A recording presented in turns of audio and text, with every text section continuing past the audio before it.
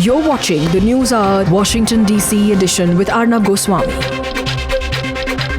It's down to real business now as the attention shifts completely to Washington as America rolled out the red carpet for Prime Minister Narendra Modi at the end of the 75-minute flight from New York to Washington. It knew very well that Modi meant business. As he put it in his 38-minute conversation at the leading think tank in New York, money will meet manpower if both countries come together.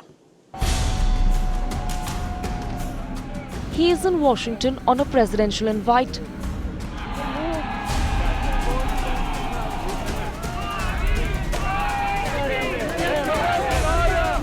But as the leader of 125 crore people, Prime Minister Narendra Modi will have to raise a whole set of thorny issues with Barack Obama. The most recent sticking point being India's veto at WTO, where India blocked a deal on trade facilitation, citing concern on limiting food subsidies.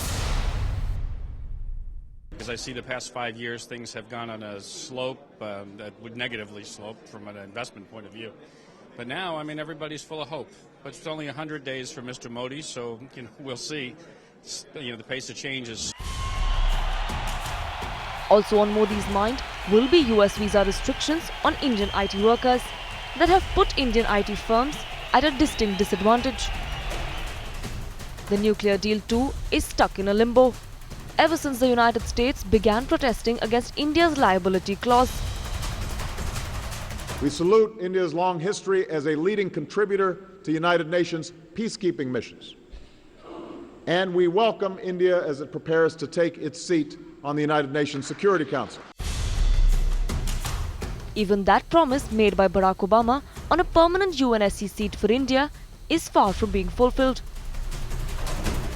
Target that we have set ourselves of sitting at the high table of the Security Council as a permanent member is something that is that grows more relevant with each passing year. But the downturn in diplomatic ties came in December last year, when an Indian diplomat was arrested and subjected to a humiliating strip search. Ever since then, the differences are out in the open. From Crimea to sanctions against Iran to resolution against Sri Lanka, India has taken a stand completely opposite to that of the US. While India has taken a tough stand on the crisis between Russia and Ukraine, in fact going to the extent of calling the incidents in Ukraine not good and bad for the humanity, many say it is time for India to speak more vehemently on global issues that confront the diplomatic world on the international fora. After visiting Japan and hosting Xi Jinping, several challenges await Modi as he prepares to engage Barack Obama in what is billed as India's big power push. With Navika, Kumar in Washington, Poonam Burde for Times Now. In some time, Narendra Modi will be meeting Barack Obama. And everyone, you ask most people, 9 out of 10 will tell you here in Washington that the bedrock of a stronger bilateral relationship has to be a strengthened economic partnership between both countries. Many people talk about defense trade, but there are a whole host of other areas. And Modi's pitch also, it was interesting that even at the Council for Foreign Relations, his pitch entirely was broadly the economic agenda between India and America. Can that be a driver? Has there been too much hype and expectation built into it? Has Modi gone into the specifics deep enough to really invest the investors who matter? Or has there been too much of a repeating of the same points and promise all over again? Keep in mind, ladies and gentlemen, America does not work, especially in Washington. Washington does not act on the basis of promise. Washington is generally a place where people like to see the job done. With us today, to my right, is Swaminathan Aiyyar, a senior economist and consulting editor with the Economic Times. Thank you, Swami. Good to see you in Washington. That's good. Thank you. And Dr. Alyssa Ayres, she's a senior fellow at the India, Pakistan and South Asia on the Council of Foreign Relations. Dr. Ayres, good to see you again. Nice to see you too. Did you enjoy the Madison Square event yesterday? I certainly did. It blew my mind. It was an incredible gathering. Yes. Navika Kumar, our political editor, is with us in the studio. She's been tracking Modi throughout. at both these events? Yes, hectic morning for Narendra Modi, meeting with all those CEOs and giving them How many did he meet? 11 in the first breakfast meeting that he met. Separately and or together?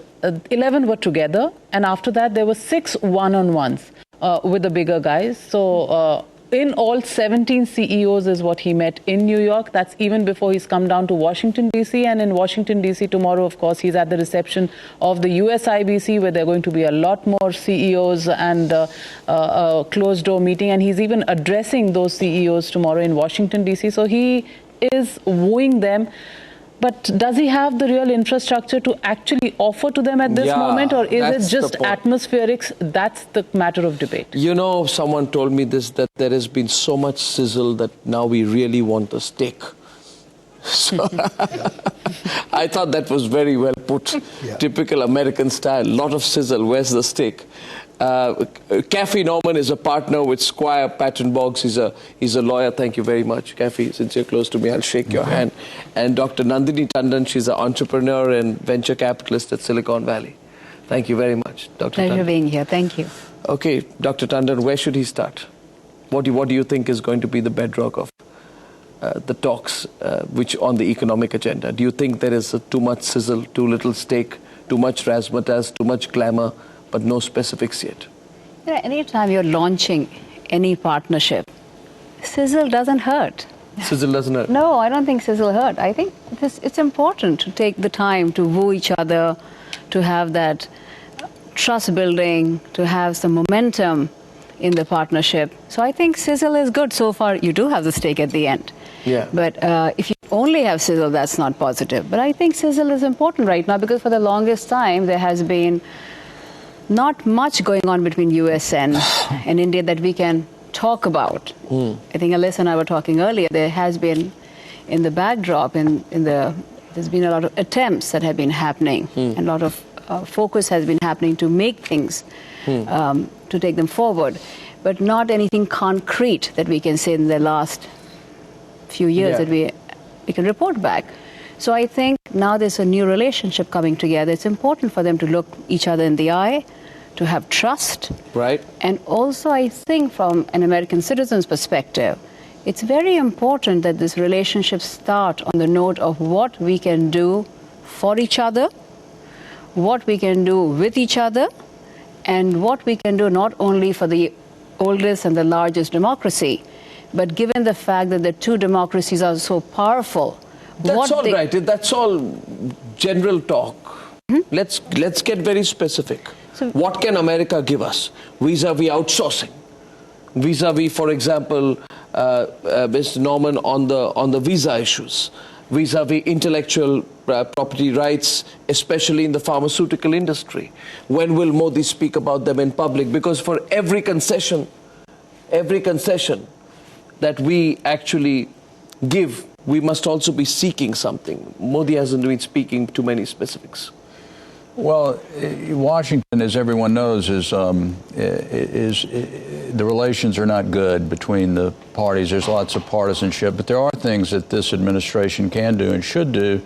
The H-1B visa problem that you alluded to is a problem of administrative, perhaps I don't want to say ineptitude, but it's certainly the denial, the increased rate of denial in H-1B visas is something that this administration needs to sort through. The trade in software with India is a very significant part of our economy, and you can't have this kind of imbalance and let it go unaddressed. That's just one example. Yeah, I take your point. But Swami, now, what really is going on? You've been watching things very, very closely from Washington and Delhi. What are you making of this? 5-6 years ago, there was this idea of a great strategic partnership. Strategic partnerships are not about visa problems or about a little FDI. We were supposed to be, after having been the world's biggest beggar for many decades, suddenly we became a potential superpower because we were growing at 9% for almost a decade. Suddenly you became somebody who has a strategic value, possibly the only counter to China in the whole of Asia, a great economic. So that's why we were taken very seriously by Bush, who gave you the nuclear deal, by Obama, who promised you a seat in the UN Security Council. If we can go back to that 9-10% growth, we will then have strategic relevance. If you're back to 4.5% and suddenly you say, with Modi I'm going to do 5.5% this year. I mean, if that is the level of the thing, I'm sorry, you are not of strategic value. So the strategic partnership has to be, if India gets its act together and can show once again that... Hasn't Modi opened up FDI in so many key sectors apart from multi-brand retail? This is small little details. So then what is the big story? If everything is a small detail, what's the big story? The big story, I'm afraid, is that when Indians are not investing in India, why will foreigners? I keep tracking capital goods orders in India, construction orders. There is no boom in capital goods orders in India. There is no boom in construction. If there is no Indian investment boom, if the conditions such as they are not energizing Indian businessmen, the idea that foreigners will... You're talking of a pre-May situation or a post-May situation? I have tracked the situation. No, they are available now for May, June, July, even August. There are some data. There is there is an improvement. So from 4.5% growth, you're going to go to 5.5%. That much I give you. And that is more or less the consensus now. But I'm talking about a boom. The consensus right now is that under Modi we'll go to 5.5%, and then maybe next year we go to 6.5%. This is nowhere near the kind of rock star, superpower status we were talking about of a country with strategic value. Most of the Fortune 500 guys were dying to come into India, I would say, between 2003 and 2008. So you create that atmosphere where you are relevant, and there's a partnership. But if it is a question of our constantly saying, what more are you going to give me? The question is, what does India have to offer as a strategic partner? Frankly, I think India has a lot. I think India has a lot. Strategically, you need to be successful. Yes, India has a lot. But India has $100 billion to spend, for example, in defense trade. And that's a huge potential. I mean, you ask any American here today, we were talking to Professor Stephen Cohen, who was here on the panel some time back, and he said that we really want to know what how you're going to take that forward. America made $9 or $10 billion and became the biggest defense supplier to India. They're slurping at the thought of doing $50 billion worth if they can get the majority share of defense business with India over the next decade. That's strategic. We've achieved a certain level. It is nowhere near the kind of growth prospect. We are now 1/5 the size of China in terms of GDP. Please become at least half that, are you going to become half that size, 2/3 that size? All I can say is there was a dynamism for almost a decade. You've gone downhill. The point is that aren't you being too cynical? Let's get Navika into the mix that, if you feel... okay, before I go to Navika, Dr. Ayres, you've been hearing this conversation. What do you make of it? I think there's a couple ways to look at this question. India is such a complex place. There's always more than one way to look at an issue. Yeah. If you look at the U.S.-India relationship and the way it's been transformed, let's say, from a decade ago till now, there's been a complete transformation of ties. Our trade relationship has vastly increased over what it was 10 years ago. Could we do more together? Could we do better on that count? I think the answer to that is yes. And I think both sides think that we could be doing better together with each other. So the question is, how do we overcome some of the hurdles that have emerged on both sides? Both sides have complaints. You've alluded to some of them already. There are also some areas, just to make sure we're all on the same page here, there are some areas, here I'm speaking specifically about the trade and economic relationship, there are some areas that for whatever reason don't get highlighted so much, and those are going very well. I've written a bit about this. Clean energy, that's an area where we've had very good partnership between India and the United States. A very good clean energy research consortium has been put in place, jointly funded by both governments with a private sector challenge grant. Doing great things together. That can do more. Clearly, it's a priority for the new Prime Minister who wants to see India doing more on clean energy to leapfrog into clean fuels. We've got a great science and technology relationship between the United States and India. Again, doesn't always make kind of the headlines. I don't know, maybe it's not exciting because it is going well, but that's a kind of bedrock of a high-tech relationship, and that's all very positive. Yeah, but the potential is there, Swami. Potential is always based upon where you stand right now. So, if you look at it, what is the total investment from US to India? In the last few years, it is less than that from Singapore. It is less than that from the United Kingdom. It is less than that even from the Netherlands. by the way, Swami, and it is less than that even from the United Arab Emirates. You're making the same point I'm making. No, so no. I'm making the point. I'm making the point that the US has not been a great investor in the past decade and a half in the Indian market. And the Indian market has been seen as lucrative by many other countries, maybe because the bilateral relationship has not been worked on. Navika wanted to respond, and please feel free. I would like to jump in afterwards. By the way, it's an open discussion, so please, I'm not going to keep tossing on both sides, but Navika, yes. Well, I wouldn't share the pessimism of Swami because he's talking about a recovery. A recovery would take time, that much you have to grant. It's been 120 days for Narendra Modi, so you can't expect Narendra Modi to have a magic wand. There has been slack in the Indian economy. Indian economy has gone through that over the last 3 or 4 years. It's not going to be magic, really, Swami, that suddenly from 4.5 we'd get on to 8.5 and 9. You have to go through the steps. So first step would be 5.5 and then the 6.5 and then there onwards. But the point really is what India needs to engage with America on is the issue of protectionism.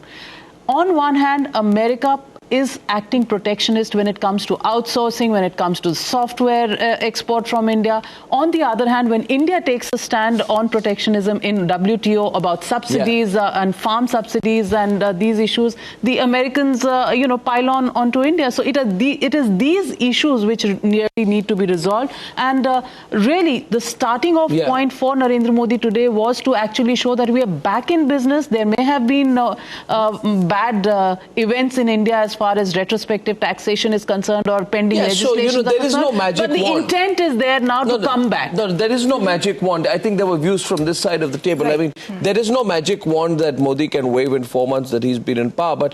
But you won't see a sudden spike or anything like that. But even Swami would agree the situation in the last 4 months has been significantly better than what we've seen in the last 5 years. And I was just thinking that perhaps one of the reasons for America's flagging off on investment probably because it is itself sort of suffering. It has not yet got out of the 2008-2009. The American economy is just beginning to bounce back from the effects of the recession. May I jump in? Yeah, so please I think go from ahead. a venture capitalist perspective, I also like to share A, from a venture capitalist perspective and B, from the Silicon Valley's perspective. Yeah. From a venture capitalist perspective, and you say that how come more investments have not gone into India, right? Yeah.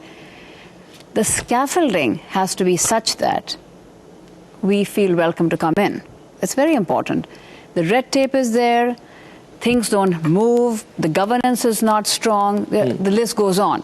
So I think since this government is very serious about attracting foreign direct investments, they're very serious about getting more investments coming into India, they have to prove to the world that all the red tape is gone, not through lip service, but we genuinely should be able to click away and start working. That's one thing. Secondly, the follow-through has to be there.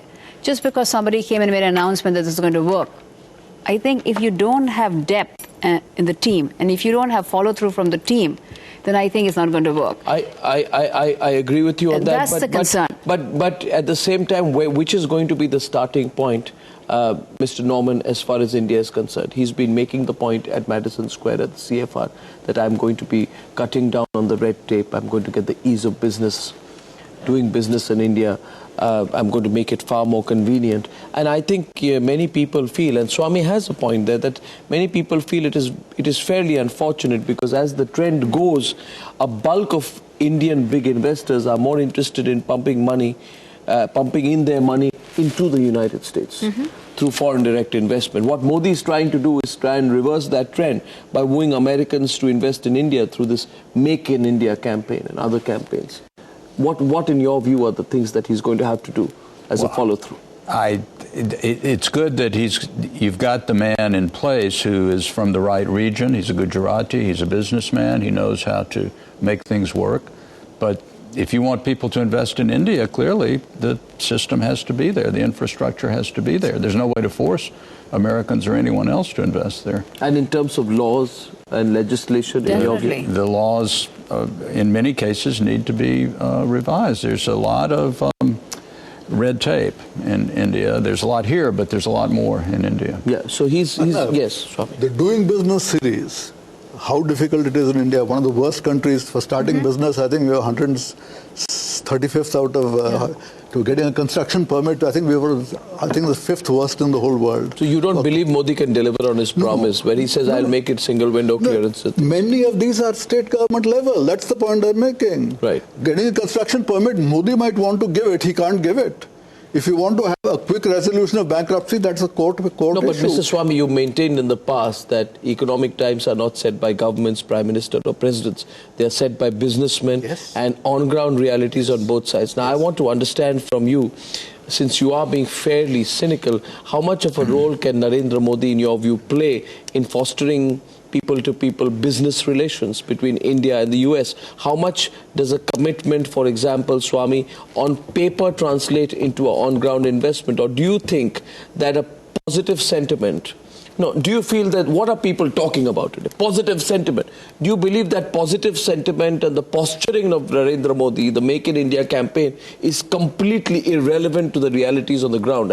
No, so what is your point, basically? Are you saying India is a hopeless case? Modi will make no difference, economy will not grow? What is your take on it? He has already made a difference from 4.5 to 5.5 or 6.5. Yes, so why aren't you more optimistic of it going further than that? Okay. Because it is not within the power of a Prime Minister to stop all the blockages that we are getting at the state government level and with the judicial interventions that we are getting. The third one is the ability of various NGOs. A series of mining projects of all kinds are coming to a halt. So there are a number of things that a Prime Minister cannot just overdo. I regret to say that in the peak growth period, all environmental clearances were more or less given on payment of a bribe. Everything went very smoothly. Those days are over. Between the NGO agitations, PILs going to the courts, the corruption issues, the way you just got permissions in the old days are gone. It is very necessary for us to get away from that particular regime to somewhere where legal activity is smoothly and quickly done. I mean, there are so many injunctions against illegal sand mining in India to the point where there is no legal production. Only the sand mafia is saving the construction industry. What a position to be in. So why can't we legally facilitate production? That's what we have to focus on. We have got into a problem, as I said, the central government has liberalized lots of things, the industrial license, import license, foreign exchange. Many of these things have been liberalized in New Delhi. But at the state government level, judicial level, NGO level, a series of blockages have come up. Equally, there are a series of new laws based on environment, forest, tribal, land acquisition. These four things have slowed everything down. Cutting through this is Modi's job. See, he has to take the chief ministers with him. No, you have to be realistic also. Yes. You can't say that anything to do with the environment is bad. You are living. Today we are doing this program in the United States of America.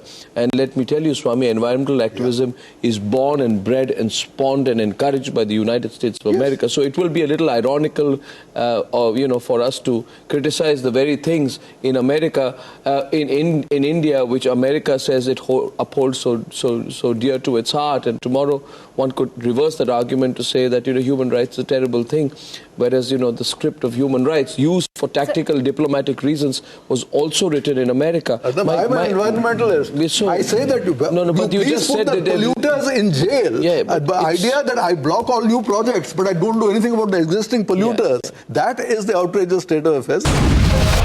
You're watching the Newshour Washington DC edition with Arnab Goswami. So, Arnab, if I may just take it to one point. Please. I personally am involved in investing in India right now. I've been investing in cross-border US and Canada thus far. And going forward, we are very bullish on India. Silicon Valley is very bullish on India. We want to take technology there. We want to take healthcare there. We want to take pharmaceutical. Everything that you were just talking earlier. We want to take clean tech, green tech, all of that. We're very bullish. And I'll tell you why we are bullish. Silicon Valley completely invests in human beings. We don't invest in technologies. And we always invest in somebody who's self-made and an entrepreneur. And I think, as far as we are concerned, Modi is a poster child of a self-made entrepreneurial human being who has come through a lot of trials and tribulations thrown at him and has risen above them, first of all. Secondly, what is very important in Silicon Valley is we want H-1B visa to be clamped as quickly as possible onto anybody who's capable of coming to Silicon Valley, making it happen, because we are bleeding in Silicon Valley. We take huge pride in being number one in the world in technology, in innovation, in entrepreneurship. We cannot have that happen unless we have fresh blood, and we cannot rely on people saying that the rules are going to change. India has amazing number of brilliant engineers, IT, healthcare, so on, and the list goes on. We want those. And I see no reason why Modi ji, given how bullish he is on Indians, cannot make that happen with President Obama, who himself wants to have the fresh blood, the immigrants come. Right, that's one thing. Secondly, as far as India is concerned, it's a new chapter. We are very bullish, exceptionally bullish. Obviously, we'll be disappointed if things don't get followed through. We are very bullish. You can't invest right now in Greece, Spain, Egypt, Syria. The list goes on. On the issue of follow-through, Modi understands this. After his visit to Japan, where he got a promise of $35 billion, he's already set up a committee to go through every single promise that was made, every single credit line that has been promised. And all of that is going to be looked at in terms of the follow-through, so that the deals that were signed when he was there in Japan go through. Similar thing has happened for his talks with China. He's already set up committees for the follow-through. So he understands the follow-through. From what I understand from officials in the Prime Minister's office, even after the US visit, the same issue is going to be taken up back home for a team to go through the follow-through on all that is raised in the Indo-American US I want to go back to Alyssa here, because you did say, see, essentially, it's not as if Modi and Obama was going to sit with two pieces of paper and come to an agreement on 10 issues. I agree to a certain point that it's got to do with just setting the right atmospherics. And I think I saw your piece, I think it was published in the Mint newspaper, where you said the priorities of the Modi government have more to do with Wall Street than 1600 Pennsylvania Avenue. I think that was very well put, and I think that's very positive. And when he meets 19 CEOs for breakfast, he's trying his best to set up the right atmospherics. Now what? I think that matters. After this, how does it work out? The atmospherics do matter, and I think that people will be looking to see exactly how the Prime Minister does take forward Alyssa, whatever what's the honeymoon period? Well, I think the honeymoon period in India is going to be shorter than the honeymoon period internationally, because I think Indian citizens are going to be looking for fast results from their new Prime Minister. No, I meant in terms of global investors and the investing community. What's the honeymoon period? Because the expectations were so sky high.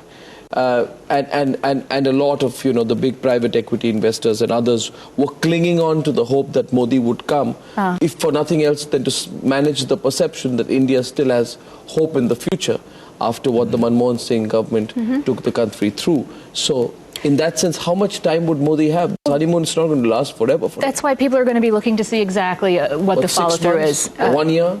I think people will probably defer judgment until at least the passage of the first full year budget, so maybe end February, early March, and then people will start to say, well, what's moved, what hasn't moved? Is it a welcoming business environment? Does the promises, do they match our opportunities now? That's what I think people will be looking. I'm not a business person. Because he seemed to hint that labor laws and all will be changed. Some of these things are easier said than done.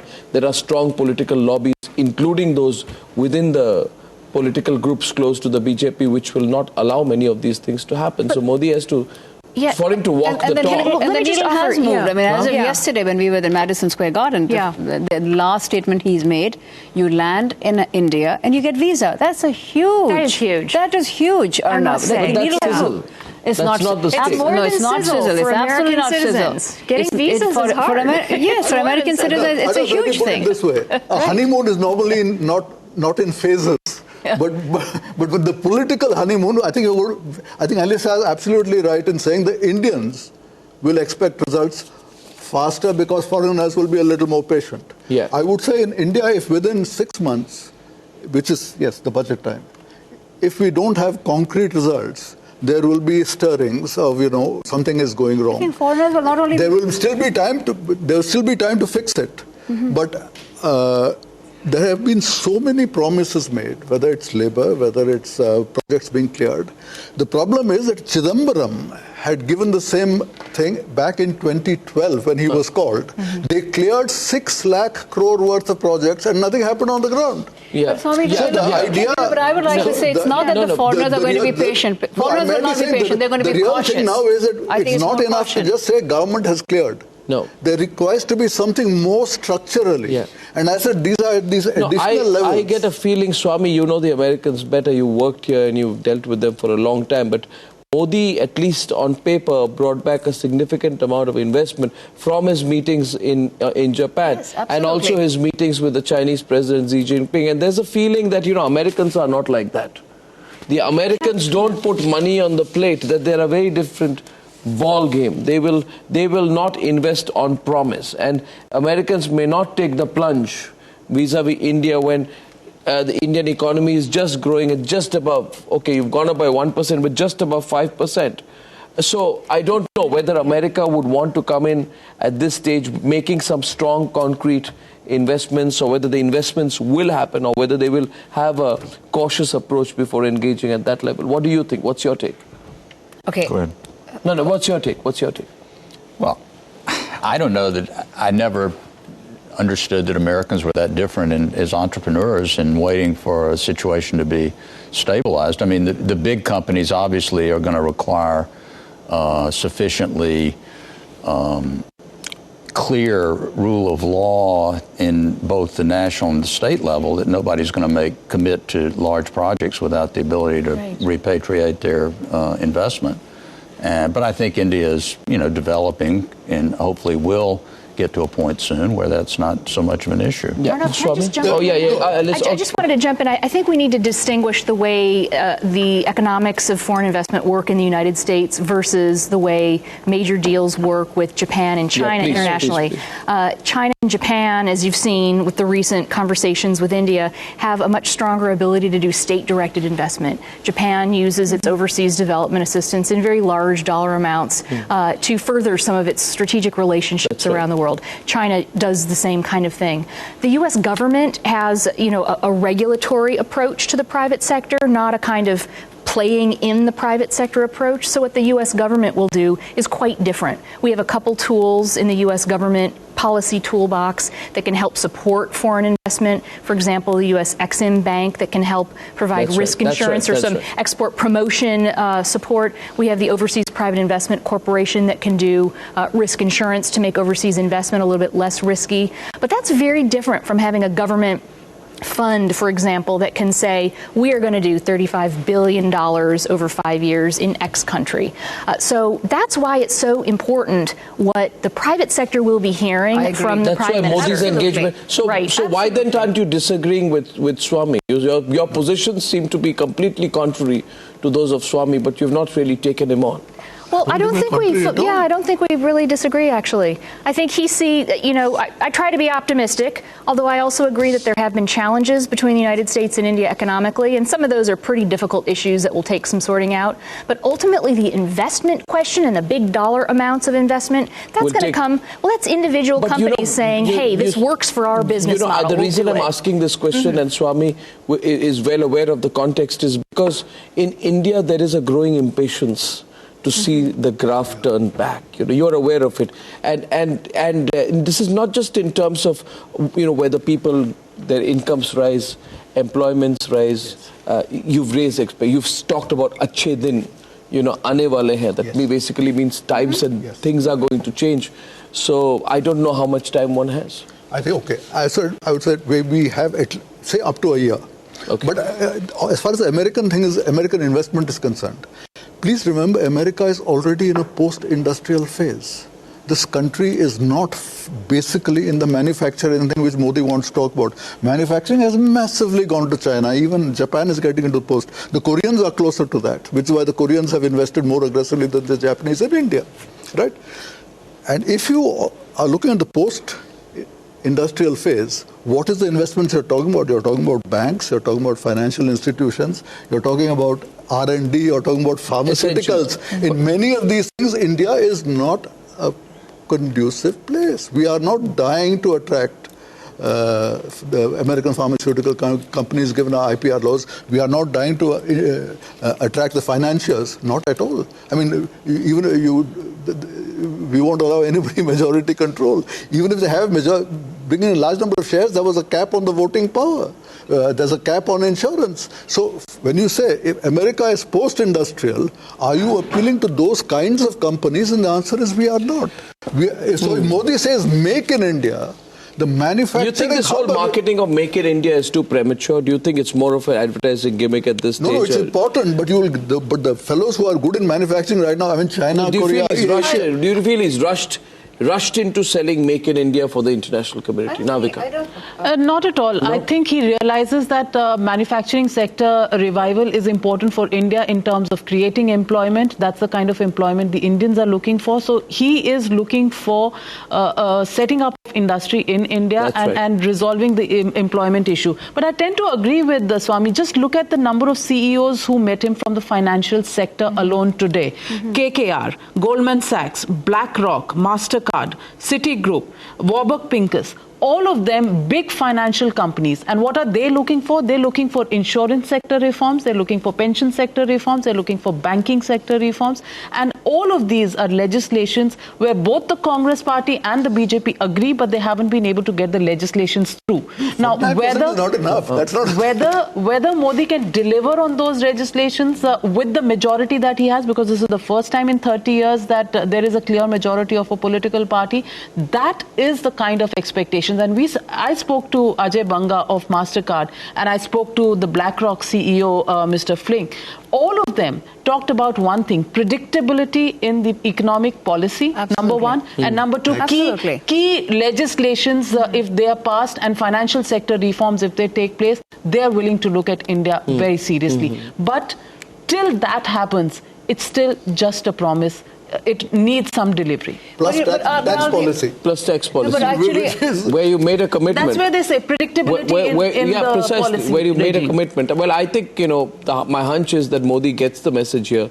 He goes back and he realizes that he has to deliver in the next 6 to 7 months. But and I think knowing Modi, he'll want to speed it up. So the political impact of this will be that all those who bring in impediments, including some of those in the Rashtriya Swayamsevak Sangh, they might have to be dealt with very differently after he goes back. The honeymoon period, he realizes, is over. And now you get into the second part of the honeymoon period. And as Swami says, maybe you have 1 year at the most. Now you really need to move beyond the sizzle. But there are a couple of things going in his favor. First of all, he himself is charismatic. Yeah. Secondly, he's got the attention of the world. Yeah. Thirdly, he has made it absolutely clear that there's a large... less than 35%, 65% of Indians are less than 35 years old, right? He's made all of that very clear. All of those points. So I think... But those are not points that are lost on the world. True. They're not lost on the world, that is true, but you need to emphasize them. But I think the most important thing in my mind is that he realizes this is an entire spectrum. You have those who are struggling to make two ends meet, and then you have this whole get a bullet train. So there's a whole spectrum out there. So he needs to do make in India. He has to do that because he has to bring that bar up, right? I think we've brought a certain amount of realism into the conversation that we've had out here, because too much bullishness, ladies and gentlemen, is bad. And bullishness is not going to take the relationship with America beyond a point. So Modi has to start talking specifics fairly soon. And I think this visit will also have impact on the way he deals with governance when he goes back. Has to be. I thank you very much, all of you, for joining us. And I'd like to tell all of you, please stay tuned to our coverage as we lead up to the big meeting between Barack Obama and Narendra Modi at the White House.